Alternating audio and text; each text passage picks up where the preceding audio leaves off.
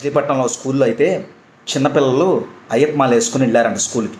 అయితే వాళ్ళని అవి వేసుకోవద్దని చెప్పి స్కూల్ యాజమాన్యం వాళ్ళకి చెప్తే అసలు స్కూల్కి వెళ్ళేది దేనికి, చదువుకుంటానికి. అయితే అసలు యూనిఫామ్ ఎందుకు వేసుకోవాలని నేను అడుగుతున్నా. అంటే వాళ్ళు ఏమన్నా బానిసలా, అందరూ ఒకే డ్రెస్ వేసుకోవాలి, మీరు మా కింద పని చేస్తున్నారనే?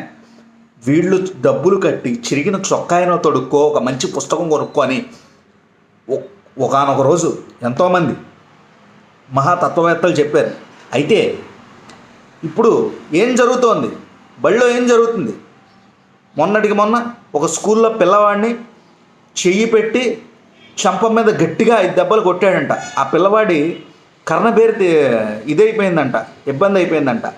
ఇలా వాళ్ళకి ఏ జాబు దొరక్క కొంతమంది స్కూల్ మాస్టర్స్గా జాయిన్ అయ్యి పిల్లల్ని టార్చర్ చేసి పిల్లలు ఏం చేయలేరన్న ఒక ఉద్దేశంతో వారిని హింసించి క్రూరంగా చేస్తున్నారు సమాజంలో.